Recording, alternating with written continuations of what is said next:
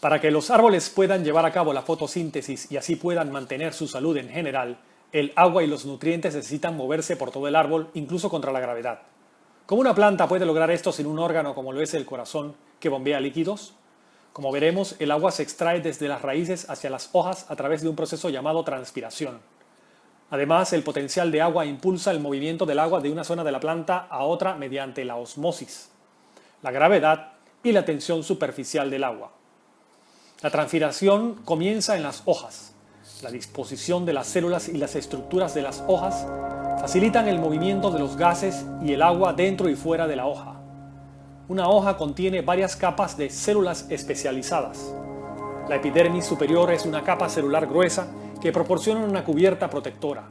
Por debajo de esa capa se encuentra el tejido mesófilo. Las células de la capa mesofílica de la empalizada son sitios para la fotosíntesis y la secreción, así como para el almacenamiento de alimentos y agua. La capa de mesófilo esponjoso contiene una disposición más floja de células.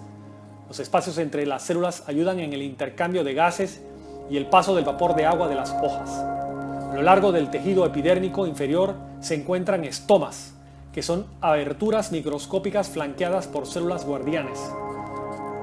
Los gases pasan a salir de la hoja a través de estas aberturas, así como agua en estado gaseoso que se evapora de las hojas, un proceso conocido como transpiración. La capa esponjosa de mesófilos contiene disposiciones de tejido vascular que consiste en xilema y floema que se especializan para el transporte de agua y nutrientes a través de la planta. El tejido vascular se extiende desde las hojas a través del tallo hasta las raíces. El agua es transportada en el xilema desde las raíces si el potencial hídrico es mayor, hasta las hojas si el potencial hídrico es menor. La disposición de los tejidos, las funciones de las células y el potencial de agua determinan la dirección en la cual el agua se moverá a través de una planta. El agua sale de las hojas como vapor de agua a través de los estomas. El vapor de agua perdido de las hojas es reemplazado con el agua que entra a través de sus raíces y se trae a través del tallo en el xilema. El xilema se compone de vasos que son tubos continuos formados a partir de células muertas, huecas, cilíndricas dispuestas de extremo a extremo, y traqueidas, que son células muertas que se estrechan cuando el extremo se superpone. Esta disposición y la naturaleza polar de las moléculas de agua permiten que el agua pase de una corriente ininterrumpida a través del xilema desde las raíces hasta el interior de las hojas.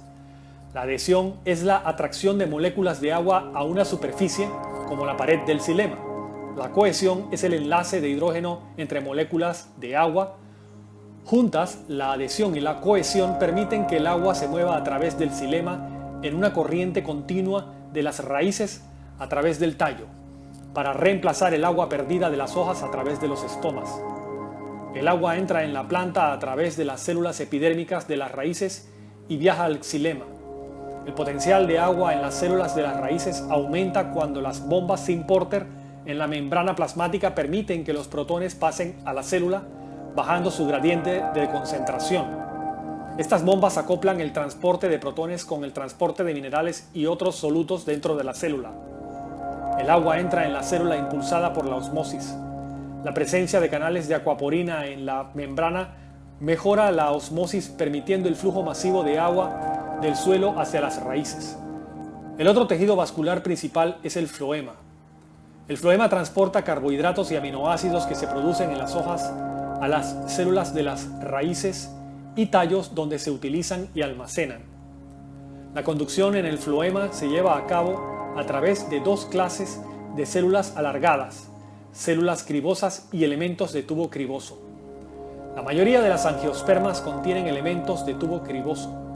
Ambos tipos de células tienen grupos de poros conocidos como áreas de tamiz, que son abundantes en los extremos solapados de las células. Estas estructuras ayudan en el movimiento de los carbohidratos, como la sacarosa, que se fabrican en las hojas y se llevan en el floema a través de la planta, un proceso llamado translocación. La presión de turgencia aumenta en los elementos de tubo criboso a medida que la sacarosa de las células circundantes es llevada al floema a través del transporte activo. El agua entra entonces en el floema del xilema por osmosis, que impulsa el transporte de carbohidratos en el floema. El movimiento del agua en los vasos es una dirección mientras que el transporte de los elementos de tubo criboso puede ir en ambas direcciones. El potencial hídrico es un factor importante tanto en el transporte del xilema como del floema, pero solo el transporte del floema utiliza transporte activo y pasivo.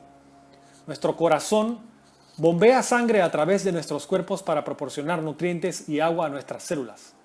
Las plantas vasculares pueden lograr esta misma proeza sin un corazón, usando transpiración potencial de agua y translocación para mover agua, nutrientes y minerales a todas las células de la planta.